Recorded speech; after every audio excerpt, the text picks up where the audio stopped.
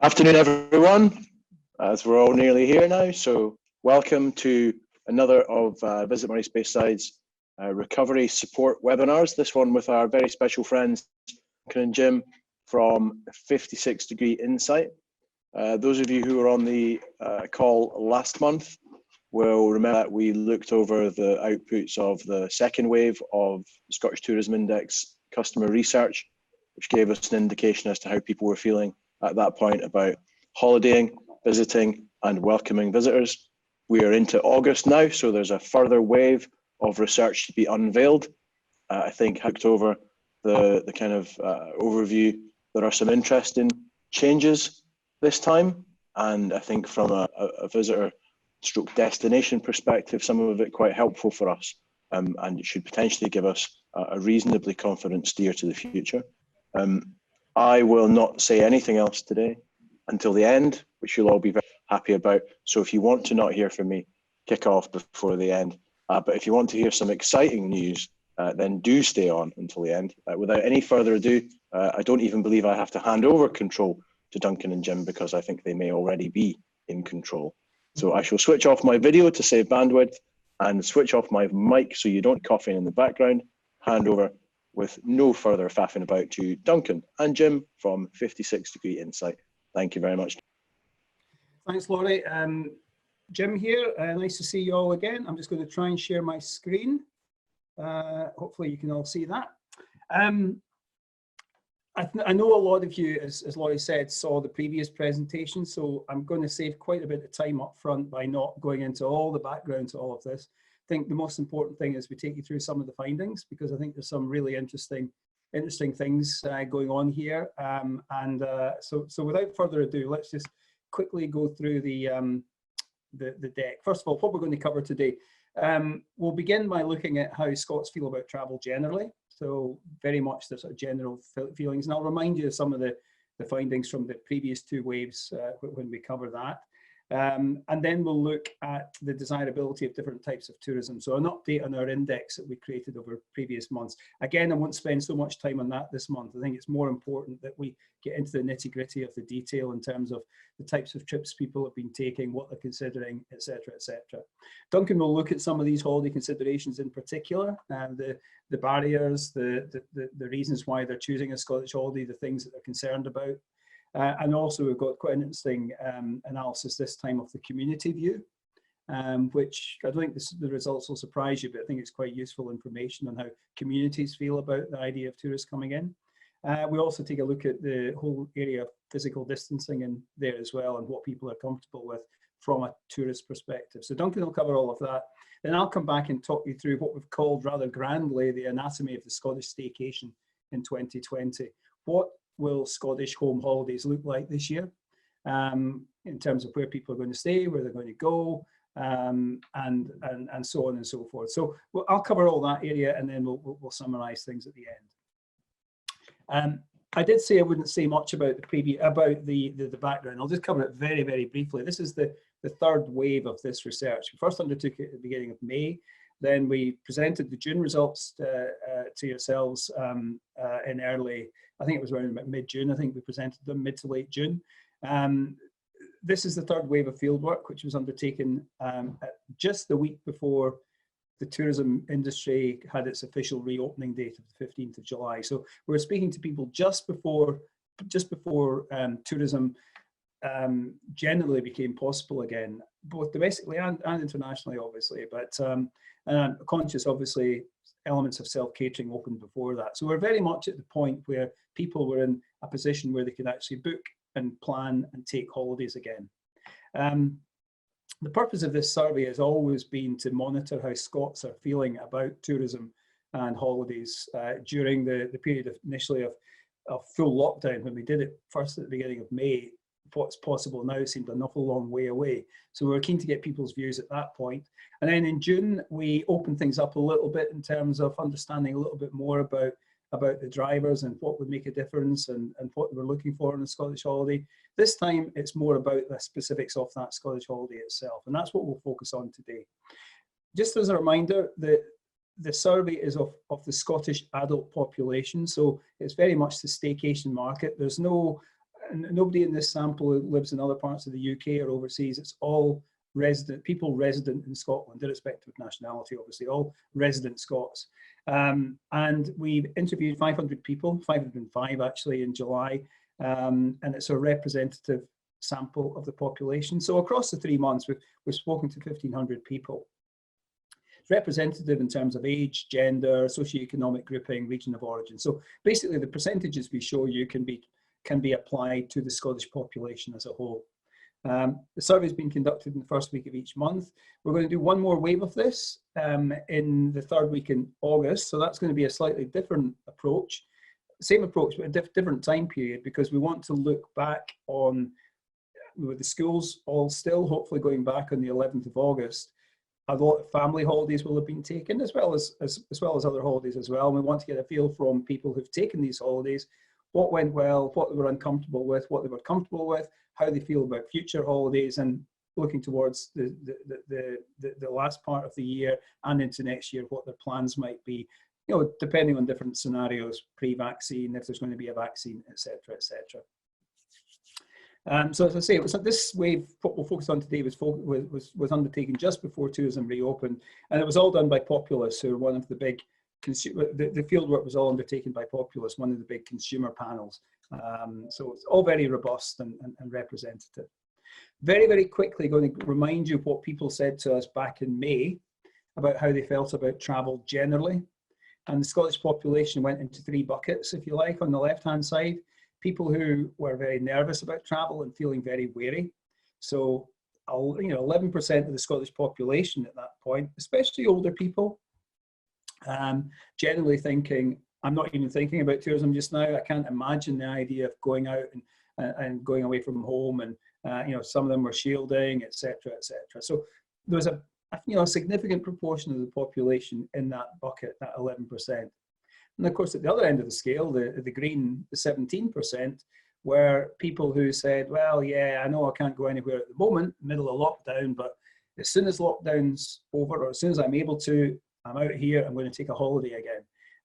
And they were tended to be younger, and more likely to feel that it doesn't really affect them. Yeah, sure, at the moment they can't do anything, but they'll be back doing what they want to do again as soon as they can when it became possible again.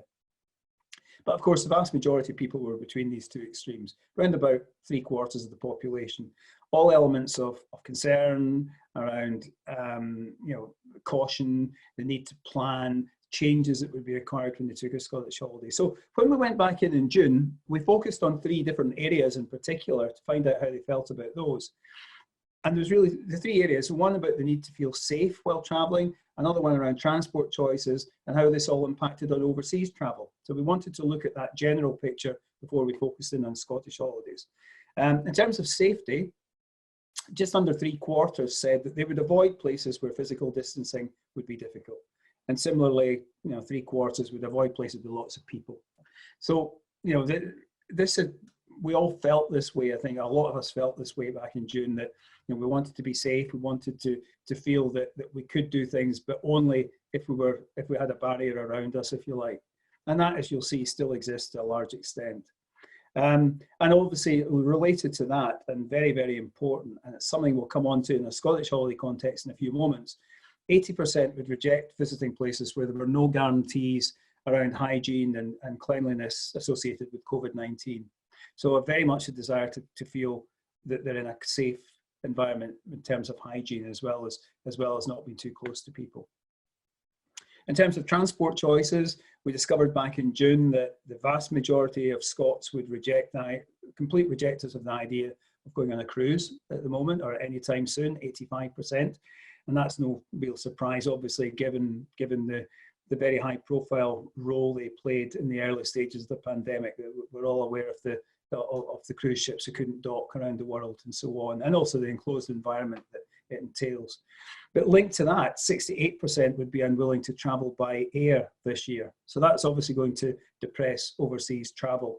And as you'll see in the next slide, we actually updated that in this month. So I'll come back to that in a few moments.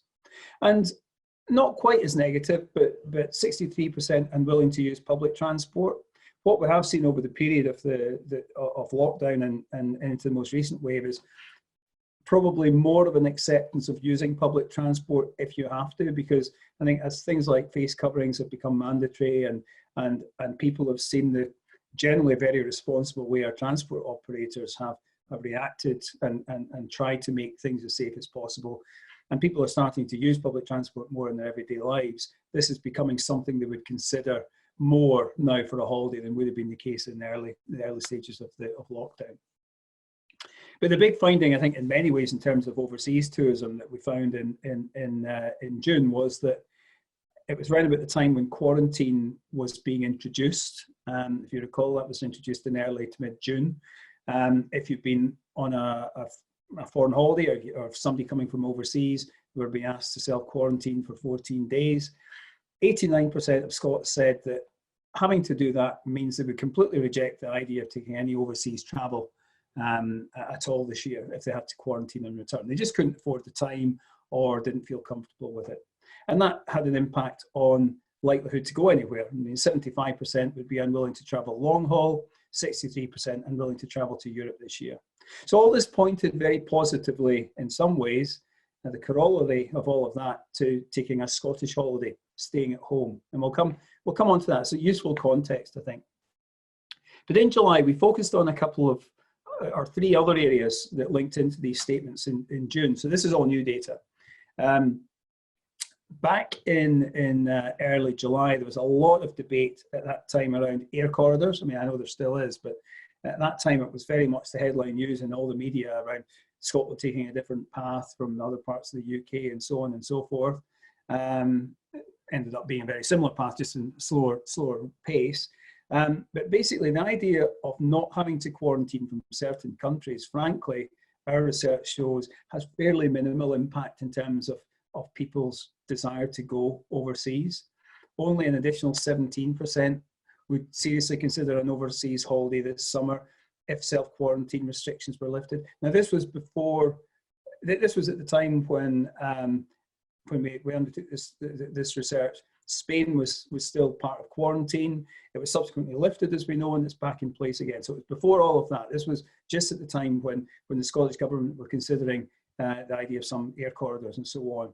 So the upshot is that 89%, only 17% of them might consider taking a holiday if quarantine was restrictions were reduced. So basically, the same dampening effect on overseas travel existed at the start of July. And actually, we asked them more specifically this time around travelling by air for a holiday this year. And actually 4 in 5, over 3/4, almost 4 in 5 Scots would be unlikely to travel by air for a holiday or break this year.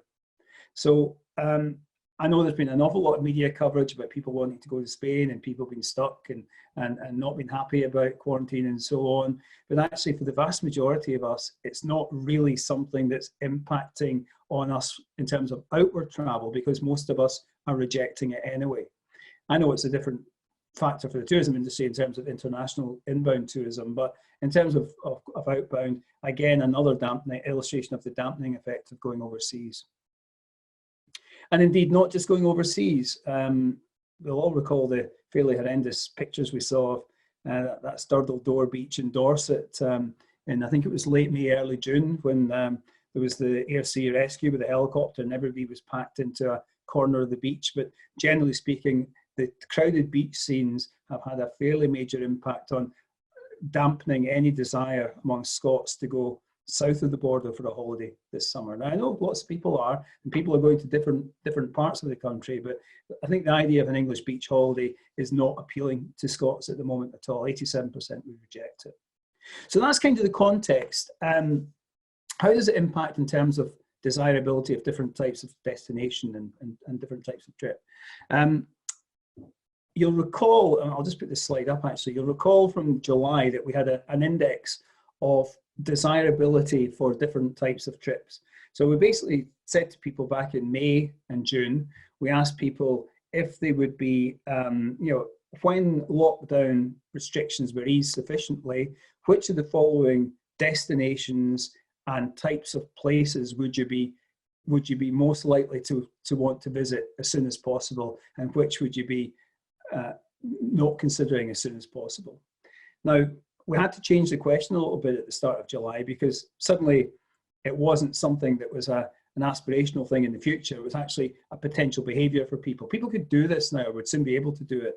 So what we have seen very clearly is when push has come to shove and people have given responses in July based on, just as tourism was reopening, a bit of a reduction in the general desire to go anywhere too soon for a number of people. So we had an index, for example, for all holidays in Scotland in June of 58 out of 100. So the closer to 100, the more desirable it was. When it came to actually the start of July, that's come down to 48 out of 100. A lot of people may be thinking, yeah, I might still do it, but not at the moment. And that drop of 10 points, the good news in a way, just in terms of analysis, is that that drop goes across all destinations. It's not something specific to Scotland. It's Scots thinking about going anywhere. It's come down a little bit when push has come to shove and it's become possible again. The good news is, in terms of what we were forecasting previously, the countryside, followed by the coast and seaside, are the most appealing types of location to visit. Towns and cities a little less so, and they've all come down from the figures in May and June, but they're in the same order. The other thing that's remained the same is Scotland remains significantly more appealing than other parts of the UK or overseas, as you'll see in a second. So basically what you can see here is that the countryside is the area with the biggest potential for Scots overnight holidays. And this is all a bit theoretical at this stage when we're looking at it like this. We're going to show you the actual numbers of people who are planning and taking holidays in a few moments' time.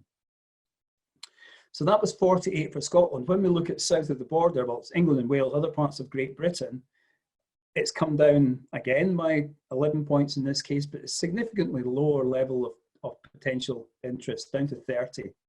And again, it tends to be more interest in the countryside and the seaside than there is in going to cities and towns, but all at a fairly low level. This time, instead of looking at overseas generally, we focused on different overseas destinations, traditionally popular ones for the Scottish outbound market. Spain obviously has always been our #1 overseas destination for holidays. And at this point in early July, it was a very dampened score of 25 out of 100, so below that figure for England and Wales at 30, but slightly above Italy and France, which you would expect because Spain has always got that higher level of interest. USA, significantly lower than it would normally be, and again, not surprising given the scenes we've all seen of the resurgence of coronavirus in the States over the last couple of months.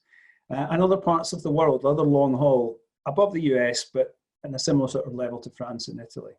So the bottom line out of all of this is that Scotland remains the lowest hanging fruit in terms of where people might consider going.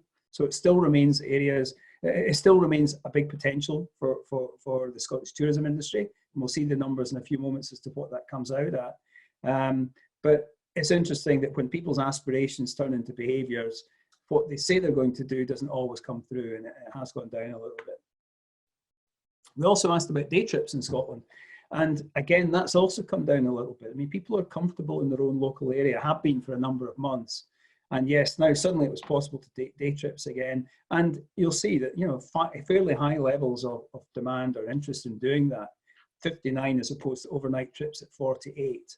And again, especially to the countryside at 64. But again, it's come down a little bit from what it was previously. But I think the idea for most Scots is it's like baby steps. Okay, we've been living locally for so long. Now we can go further afield. Yeah, let's take a day trip somewhere 2 or 3 hours away, no more than that, but I can come back to my house in the safety of being at home again. And then maybe the next trip might be an overnight trip as people get more confident again. And I think that's coming through in this data very clearly. What has come down quite a bit, again, for day trips has been the prospect of day trips to towns and cities. But you've got to remember that a lot of the Scottish population live in towns and cities. So there's a big desire for people living in these places to go out into the countryside. And again, we've got some data that illustrates that. Indeed, the next slide looks at day trip destinations in Scotland and the most popular places to take day trips. And what this has shown, and this is a new question that was asked this time. I hadn't asked this one previously. Previously, we just focused on overnights, and we'll be looking at overnights in a few moments' time. But for day trips, what this shows us is that, not surprisingly, most of these day trips are going to take generally within a fairly short drive time of the most populous areas. So a lot are happening in that central belt, Ayrshire, into Argyll, into parts of Perthshire, Loch Lomond, the Trossachs, and so on. A lot of trips taking place there. The Highlands at 16%, still, 1 in 6 day trips going to be taken there, but a harder to reach location for a lot of the Scottish population for a day trip. And of course, the big benefit there, as we'll see in a few slides' time, is that the desire for an overnight holiday in the Highlands remains very high, and we'll see these figures in a moment. So quite interesting figures in terms of day trips, and hopefully quite useful. I'm going to hand over to Duncan now to talk you through the Scottish holiday considerations, and then I'll come back and speak to you about the types of holidays booked in a few moments' time. Thanks, Jim. Yeah, I'm going to talk a bit more about the factors that are sort of driving these different levels of appeal and desire, and what's kind of on the minds of Scots when they are considering and planning their 2020 holiday in Scotland. So the first question I'm going to summarise is we had an open-ended question, essentially asking those people who said they either had booked or planned or were thinking seriously about taking an overnight trip in Scotland during this year, this summer. What were the factors in their minds? And it was an open-ended question, got a lot of detail, but then we categorized the answers into a number of key groups. So the answer that came up most often, this is the sort of top concern overall, were answers related to safety. So essentially not taking any risks, answers around that. And this is an underpinning theme, as you might imagine, around the number of the other answers. They kind of all often link back to feeling safe for themselves, for their family, for their partner, for the people they're traveling with. The next most commonly mentioned response was finding a location that was easy to get to, and actually quite often easy to get away from as well. So that linked back to the reason for choosing Scotland in the first place over other places, as Jim's talked about, but also within Scotland, thinking about the destination, it needed to be accessible, needed to be somewhere that they could, often people said, travel to and from in their own car, because they wanted to be in their own bubble, essentially, to be able to travel to, preferring that over public transport often. Also, the number of cases, or the R number. I mean, people have become, unfortunately, quite knowledgeable about this whole area. We hear about it in the news regularly. So people were saying, however, related directly to their holiday choices, where they were going, they would be looking at the number of cases in Scotland as a whole, but also in the particular place that they were going to, looking to avoid anywhere, understandably, where they'd seen, an increased number of cases, where there was a worry about going there because of this, linking back to safety again. Also interrelated, 15% of people, their sort of top answer related to, I want to go somewhere quiet, away from crowds. So people were seeking to be in control. Often the biggest issues people have, we'll see a bit more of this in a second, is not about their own ability, but to sort of follow the guidance, do the social distancing that's required, but worries about other people ending up in a situation out of their control, where they're amongst crowds and other people who weren't doing what they ought to be doing in the minds of the respondents. So avoiding crowds and those risks. Price, affordability, value for money, that's also coming through very regularly. 1 in 7 people saying that was a kind of top consideration. And of course, we need to bear in mind, this is the other big impact beyond the health impact of this crisis, is people's worries around money. So some people already have lost income. Other people are worried about the future. We're coming to the point where people are coming off furlough, etc. So there may be a lot worse to come, unfortunately. So the price, the value, that regularly came up as something that people were thinking about, whether or not they could take a trip or where they would go. And the final sort of top factor mentioned was related back to accommodation. So again and again, people said, I need to be in a self-contained sort of environment, whether that's self-catering, caravanning, camping, or sometimes serviced accommodation, but not wanting to share facilities. Again, it's being away from crowds and other people who weren't in their immediate group. So we've got a lot of great detailed responses from participants. Here are a few that we picked out. I won't read them all, but I pull out a couple of good examples. Top left there, someone saying, for them, safety is paramount. I will take no risks whatsoever. Someone else, sort of bottom right, saying that they wanted to stay in a self-contained, self-catering place in Scotland to minimise any risks while still enjoying a break. And that is essential, of course, that people are looking not just to go somewhere they feel comfortable, but somewhere they can relax, unwind, and actually enjoy the experience as well. So, related to these factors, we thought it was useful just to remind ourselves of a couple of the results, a few of the results that came through in the June wave, which explore some of these themes in a bit more detail. In particular, well, how are consumers, how are the population sort of adapting or willing to adapt their plans in order to get the types of experiences that they feel comfortable with? So top left, first of all, we found in the June survey that people were, you know, given where we are and the timing of the reopening of tourism, we wanted to find out to what extent people would postpone that trip or push it back to later in the year. And the response was quite clear. 3/4 of people would consider taking their holiday in Scotland in autumn or winter if they weren't able to do so during the summer months. So most people are willing to do something later than the year than normal. Top right, 82% would go off the beaten track. So again, we see people want to go to rural, quiet places, but often we see people mention the same destinations again and again. But people are, if they know about them and are able to get to them, they would try somewhere different, go to somewhere different in Scotland in order to avoid the kind of honey spot sites. Bottom left, we also found, and this is important, and I've seen this dialed up in some of the marketing from Visit Scotland actually, people want to do the right thing by local small businesses for Scottish tourism, and so people would want to, an important thing for them would be supporting Scottish tourism businesses, knowing that, you know, by staying at home, staycationing, they're actually doing something positive for the economy as well.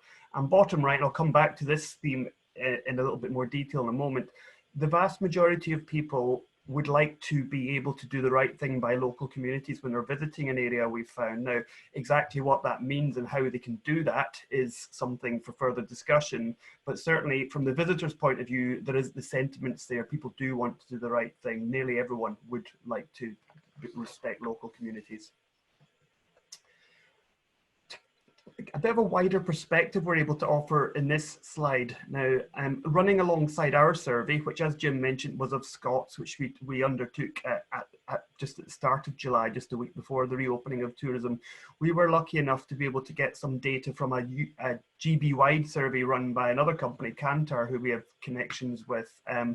Relatively short survey, but 1,000 GB residents, including a small number in Scotland, but largely England and Wales.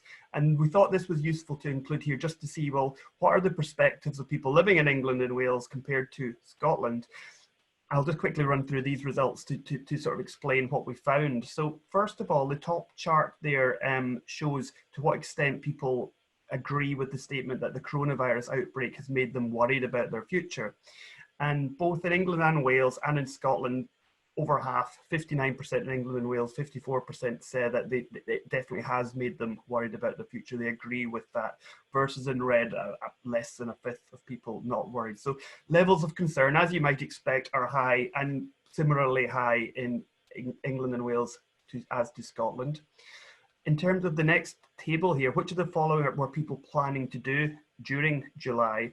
So we've ranked them from highest to lowest here, but the activities people were most likely in both Scotland and in England and Wales to be expecting to do later in the month were visiting restaurants, cafes and pubs, and then outdoor leisure pursuits such as gardens, zoos, and then finally the lowest numbers, very small numbers, expecting to do indoor leisure pursuits or cultural pursuits such as the theatre or museums. There are some differences between Scotland, England and Wales there, but not really statistically significant. You know, generally what we're seeing here is a similar pattern in terms of what people would like to be doing. And then the last chart at the bottom of the page here, what are the things that people would be concerned about if they were doing these activities? And these are the percentages of people who are very or a little concerned about different factors, again ranked from highest to lowest, left to right.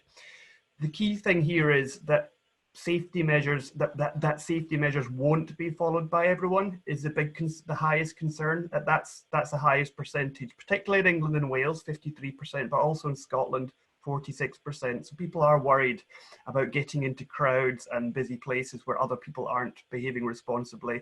Linked to that, going into a busy urban area, having to take public transport are also the highest ones. So you can see a reoccurring theme. So we thought it was useful to share. Most of our survey obviously links to Scots, but most useful to share this wider view. And in general, you see within England as a whole, there are similar concerns. So people coming to Scotland may well find the appeal of the open spaces and the reduced crowds in Scotland even more appealing.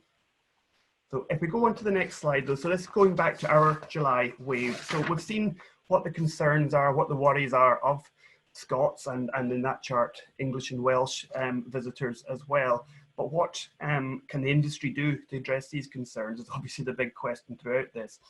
A couple of results from our July wave, which give a bit of a flavour for the sorts of things that visitors are expecting and therefore what we need to think about in terms of the industry. First of all, 63% would only consider visiting parts of Scotland this year if most tourism businesses and facilities were open. So we've seen how people are saying, yes, I'll take my visit later in the year. I'm happy to wait until autumn or winter.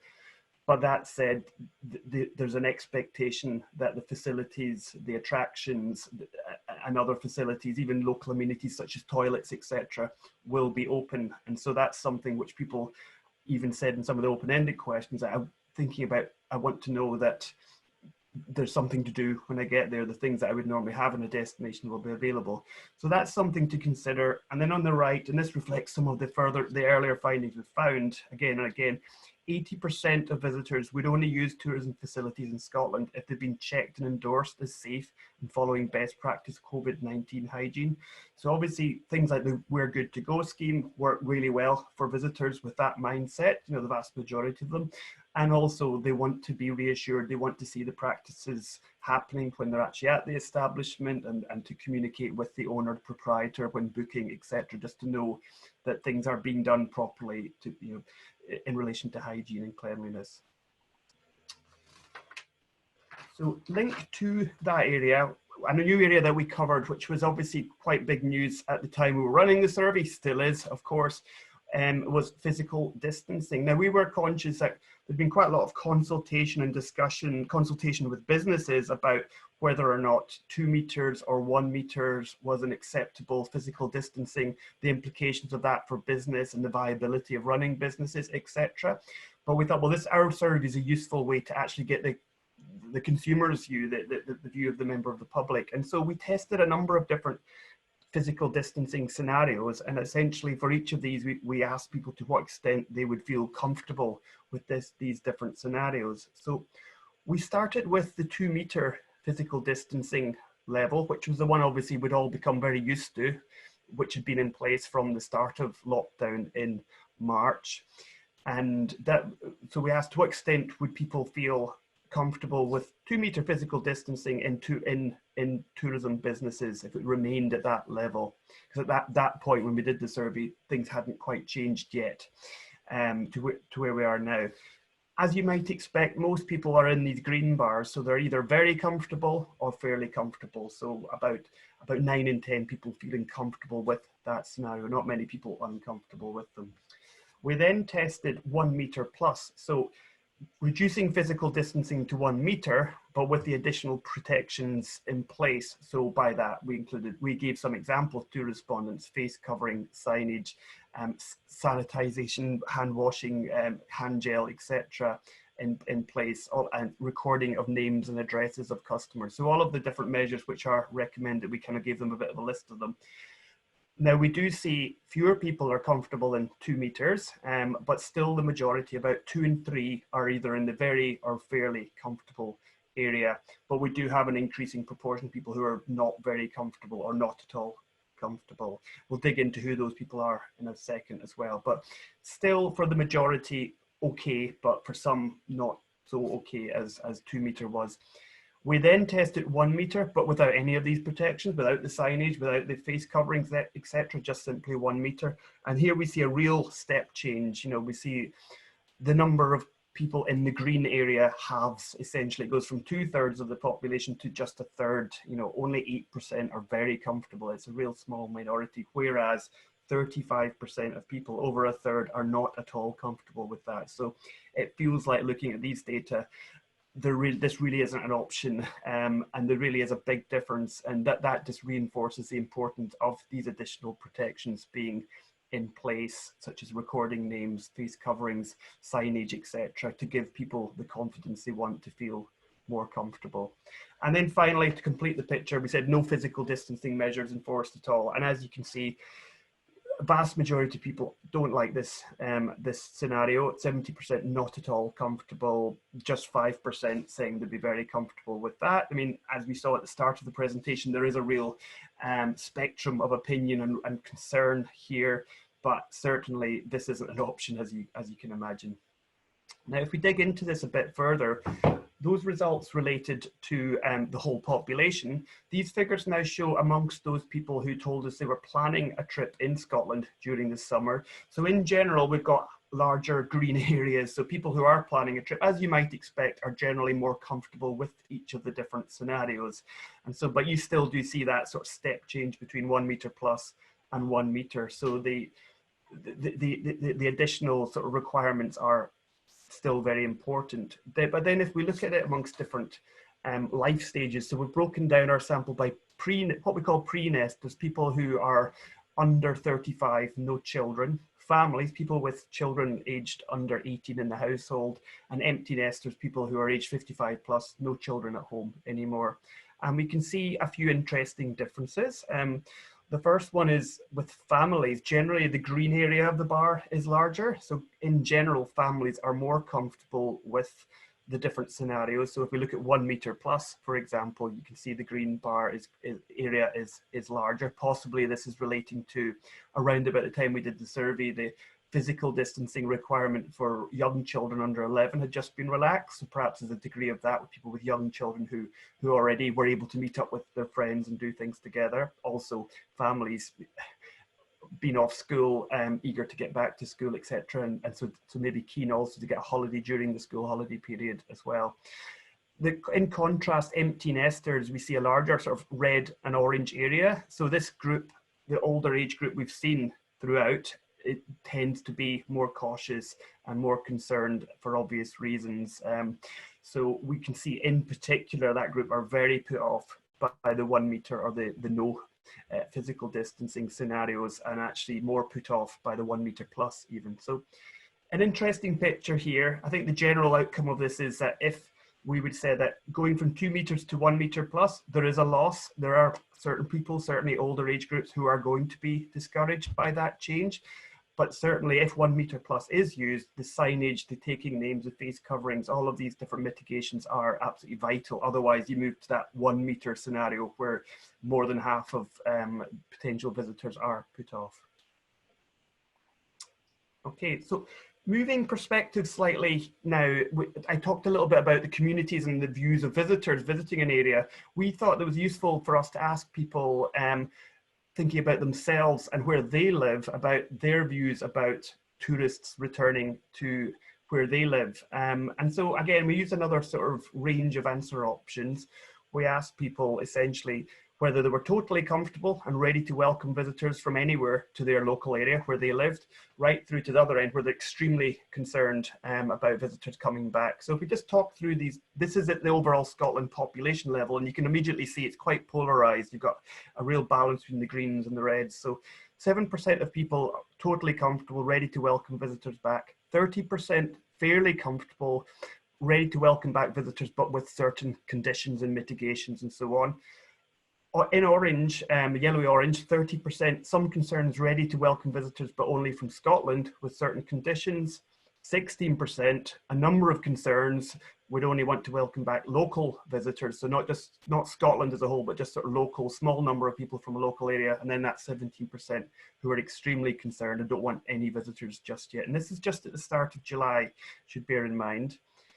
It gets more interesting though if we look at where people live as well. So essentially what we can see here is that people living in the 4 main Scottish cities and the central belt areas most likely to have sort of green areas where they're welcoming of visitors or some concerns. But then as we move into more rural areas, especially the rural north areas, north of the central belt, we do see an increasing proportion of people in the red and amber areas with concerns or major concerns. And even in the islands, where we've got quite a small sample of respondents, but we thought it was useful to look at, we have only 10% of people are at that totally comfortable place or comfortable place, versus, you know, almost half have got concerns and don't really want to see visitors returning. So it's a really diverse picture. You'll have heard and seen lots about it yourselves, no doubt, but certainly it illustrates that balance between people welcoming back visitors and health, the economic benefits and the health concerns, and how that viewpoint varies within different communities. I'm going to hand back to Jim now, talk through the anatomy of the staycation 2020. Right, thanks, Duncan. I'm conscious of the time, so I'll go through this one quite quickly, but get the key points across, hopefully. So this was the week before tourism reopened. We asked people at this stage where they were in terms of intending taking a holiday in Scotland. Are they intending taking one? Are they not? And so on. So I'll just put all the figures up at once. I think it shows quite a positive picture, if you like. So amongst out of the Scottish population, at that time in early July, 9% had already booked a Scottish holiday, and a further 7% were way down that purchase funnel, if you like, in terms of they were actually actively planning it. So 16% were effectively, the holiday was either booked or seriously planned. Then you had a big proportion, 37%, who are thinking about a Scottish holiday, seriously considering one. So that's another big proportion of the population, obviously. So if we put that 37, 9 and 7 together, we basically see 53% of Scots talking, you know, actively considering or already having booked a Scottish holiday. So a big chunk of the population. 9%, you could argue, are also up for grabs. They don't know at the moment.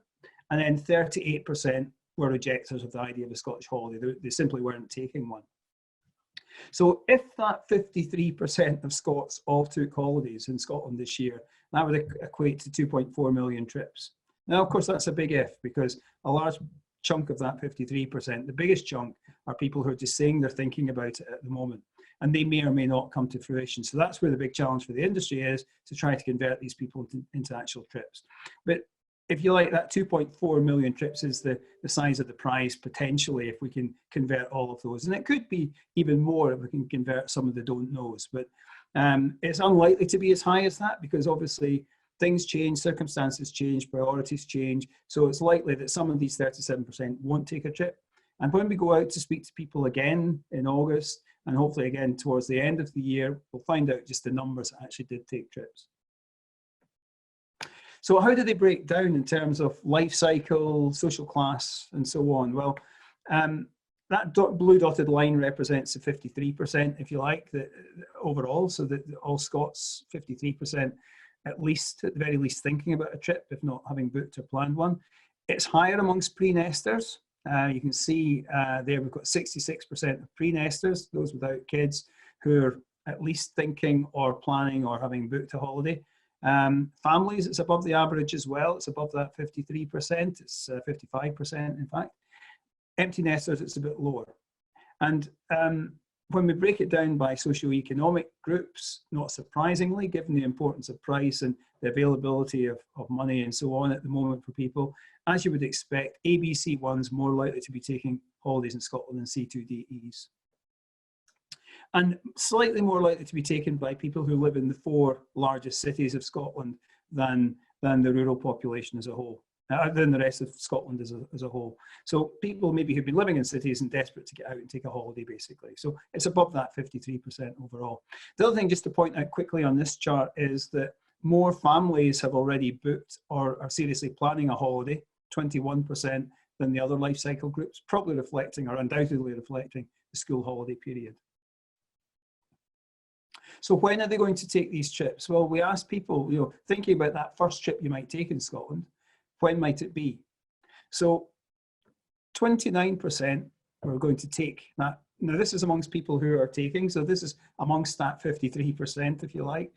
29% will take it before the schools go back on the 11th of August.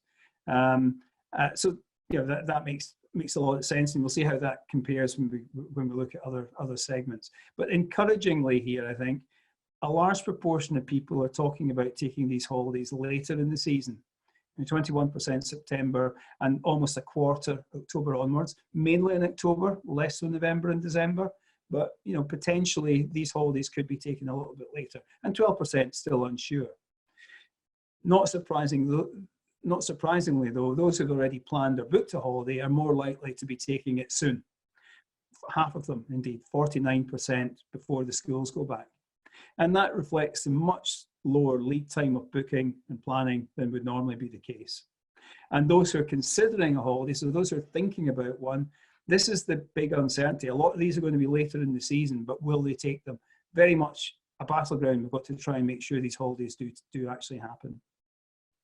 And in terms of life cycle segments, families much more likely to be taking these holidays before the schools go back, 44%. But a big proportion of them taking them in October as well, probably thinking in terms of the October school holiday.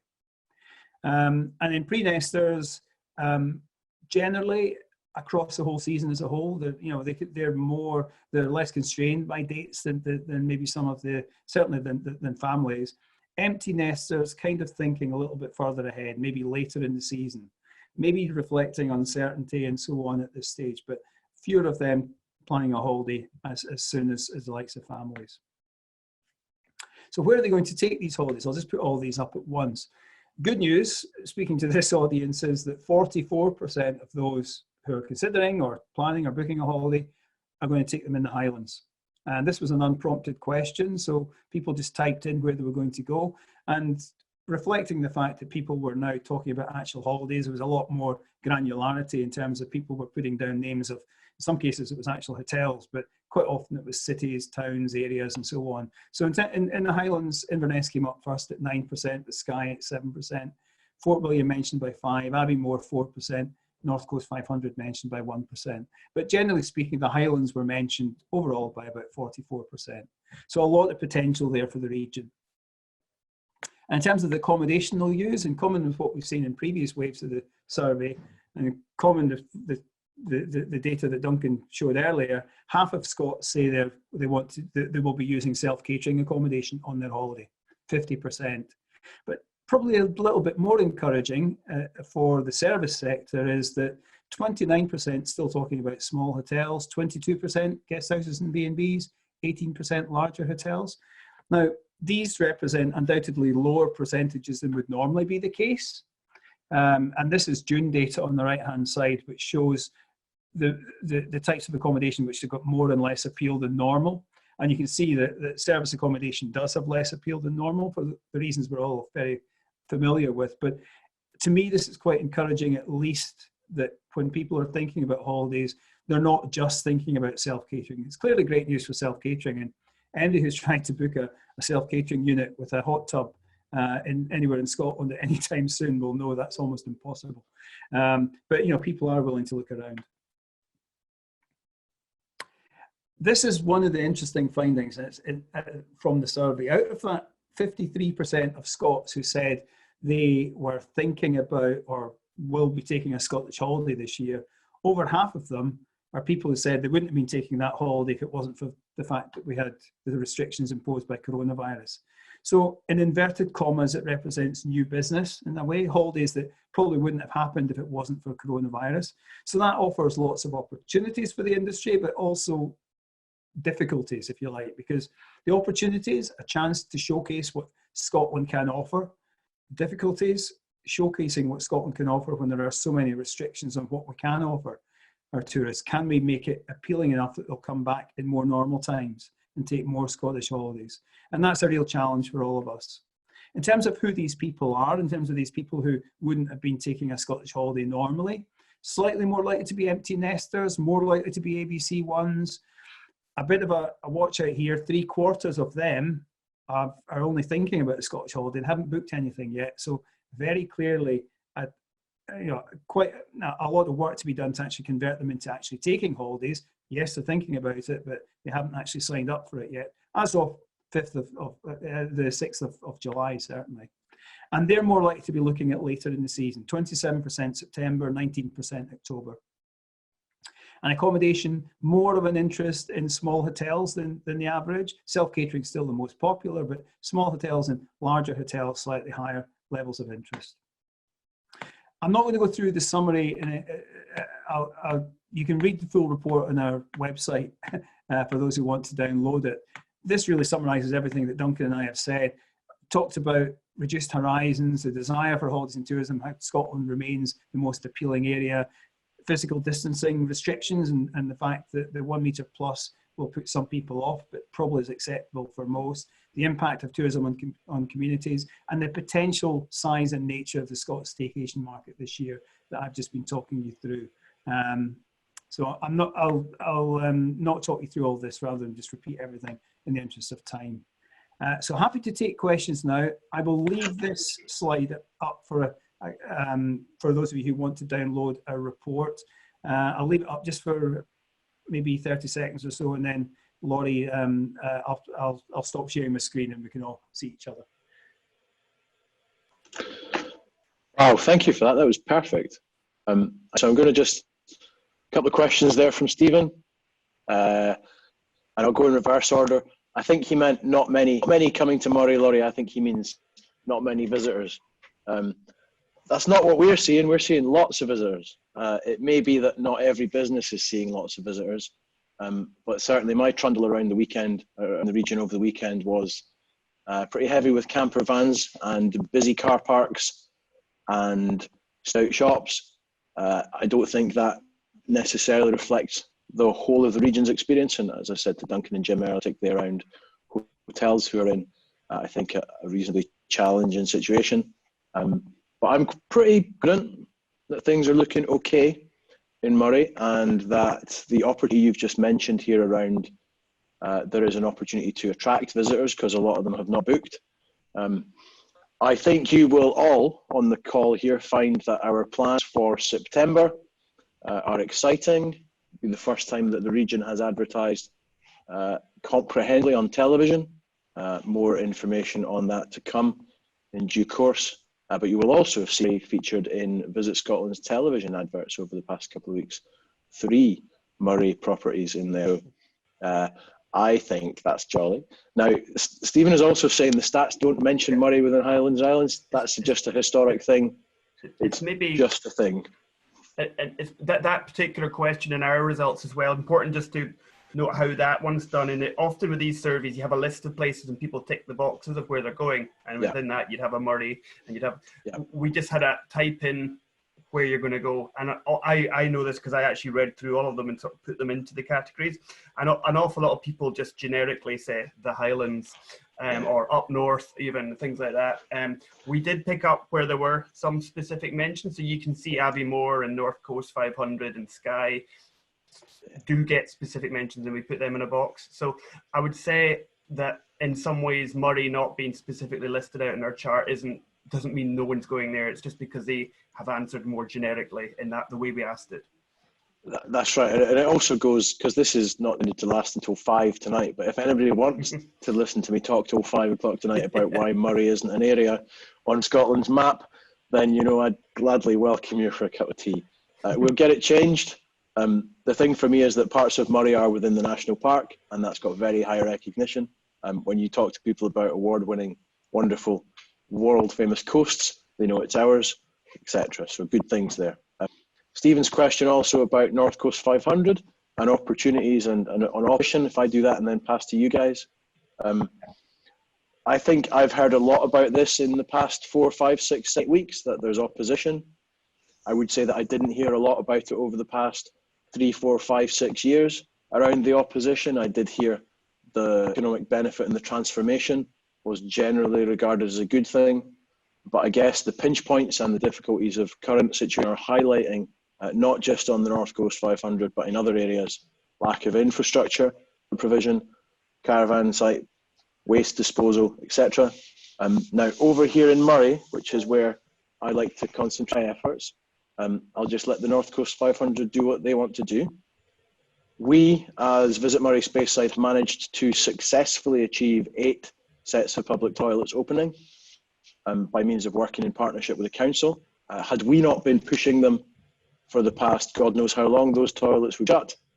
I can also say that another piece of work is going to happen over the next few weeks and months, which hopefully will secure a longer term future for them by means of some partnership with communities, but also that we are working with the council on a rural tourism infrastructure fund, and we're trying to see if we can improve conditions for camper van waste disposal at those tourism hotspots. So we can't do everything, but we are recognising that if visitors are coming here, we need to try and address those pain points, and certainly toilets and parking and waste disposal are really high priority. I spent some time over in the National Park in Aviemore at the weekend, and to say that it was jammed was the biggest understatement. And of course, toilets closed there, car park closed there, etc. So not ideal. Duncan and Jim.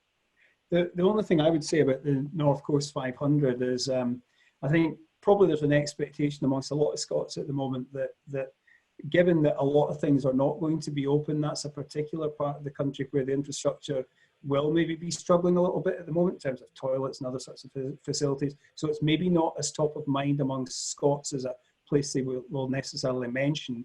There are quite a lot of mentions for specific places in the north of Scotland, however, you know, along that north coast, that people don't necessarily. I think a lot of people will mention the North Coast 500 as the idea of doing the North Coast 500 as opposed to just visiting spots along the route, if you like. So I think that's an element of it. And I think the other thing, there's probably, when you think of North Coast 500, you do think of tourism hotspots and so on generally. And I think a lot of people are actually thinking not about visiting these sorts of hotspots generally, and it's more around being a bit more generic around, yeah, I'll visit the Highlands and I'll see what I fancy doing when I go there, as opposed to, I'm going to go there, I'm going to do the North Coast 500. I think that's maybe why there's been less of a mention for that than we might have expected amongst the Scottish audience. Just the initial thoughts on that, but it was only mentioned by 1%. Yeah. Sorry, on you go. I think it got mentioned, but it's interesting, a slightly higher percentage in some of the earlier waves, but we actually saw that when people were being a bit more aspirational about, oh, when this is all over, I'm going to go X, Y, and Z, as opposed to next week I can go somewhere, where am I actually going to go? So we saw that general dampening of desire, I suppose, to reality. But also, I remember the North Coast 500, it got mentioned more often in the earlier days, as did Outer Isles and so on. So where I think when reality strikes, people aren't thinking about going quite so far away or thinking about the practicalities of a trip like that, and they end up going somewhere a bit closer to home maybe. Yeah. And it looks also from our chats with Expedia over the last few weeks that the priorities for visitors are assurance of cleanliness standard. Mm-hmm. So if you're not, and this just goes to a point that Paul's made about using the term socially distanced holidays, some of his marketing, it's making sure that people can see that you are either good to go or that you're implementing this protocol, that standard, and the more they can see, the more likely they are to book. But interestingly, if they can't see it, they won't even consider booking. Yeah. So there's that part also, that the timescales, you know, the advance notice, people are booking considerably shorter lead times, so over the next kind of 2-3, etc. Yeah, that all makes sense. Yeah. And one from Stephen there, North Coast 500 has been a huge success. People fall in love with Scotland. What are the plans of the TBID to tap into the consumers for a second visit to Scotland / the North? We have many and varied plans, Mr. Rankin, many and varied. And we will unveil some of them. I mean, it's fair to say that we've been working very closely for now, 2.5 to 3 years with the Northeast 250. We recognise the value in working over boundaries, and we have a little bit of work teeing up with Visit Aberdeenshire, possibly into next year, around a long distance cycle route. So all kinds of interesting things. But our priority at the moment is to stabilise and support our local businesses, to give them as much we can in terms of toolkit, so that their businesses are in a better place to welcome visitors when they begin to come back from all marking early next year. But you know, we have lots of stuff, Stephen, and you can ask us, and we'll send you loads of information about it.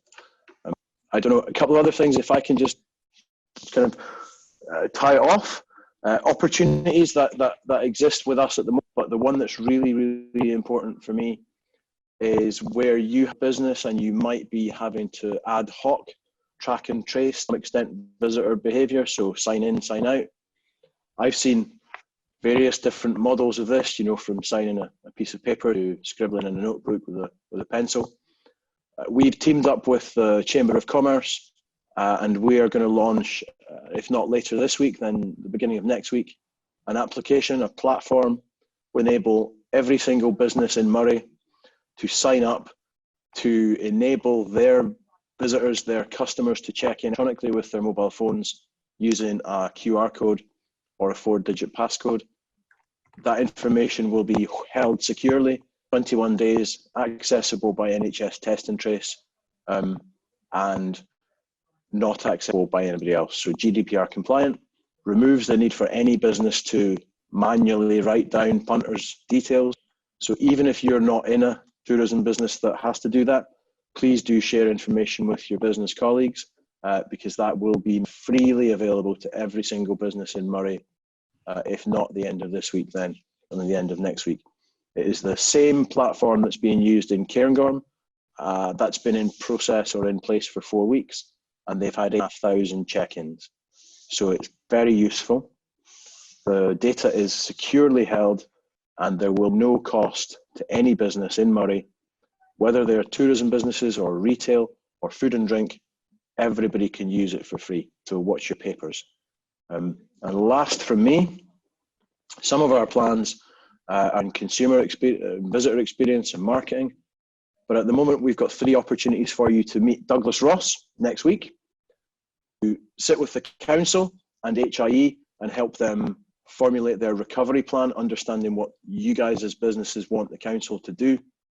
And end of next week, an opportunity with the Chief Executive of the Scottish Tourism Alliance, Mark Crothall, and he's going to talk to us about what the Tourism Emergency Response Group has been doing and about what the recovery plan that's coming from those guys is, because they have a big bit underway and it's due to report, I think, reasonably soon. So lots of stuff on the go, not to jump on your wagon there, but there is so much to tell you about. I really enjoyed that 55 minutes of up-to-date stuff. I'm pretty sure everybody else found it as full as I did. And I'm imagining you're going to continue this ad infinitum, aren't you? Well, our plans are to go back in field towards the end of August to focus back, looking back at the types of holidays people have taken since the start of July, to understand a little bit more about the challenges people faced, what they liked, what they didn't like, how they feel about future holidays. And hopefully that way we'll pick up a lot of the family market in particular. But we also want to look then at the latter half of the year and when people might be considering these holidays and the extent to which that 53% can all be converted. And also looking into next year as well with different scenarios around if we find a vaccine versus if we don't, if there's not a vaccine and so on. So yeah, that's the plans for August, and then we'll take it from there and see how that goes. So we'll be more than happy to share that with you sometime in early September as well. Yeah. No, you're on mute, Mallory. Yeah, sorry, I was on mute. Too much good practice there. Just wanted to say thank you. It's been super useful. Pleasure. Paul's saying would love info on winter breaks. I can do that for you, Paul. We've got some plans in place there. Please do come to us individually with questions. You're then welcome to chuck stuff into our pot, and if we can't answer it, we'll find an expert who can. One last reminder, next week, Ross, next week, the Council, next week, the Scottish Tourism Alliance. So lots of opportunities for you as tourism businesses to get your views as to folk who listen. And I mean, again, just to say that if we weren't here, none of those opportunities would be in front of you now, nor in fact would our friends from 56 Degree Insights. So thank you very much, guys.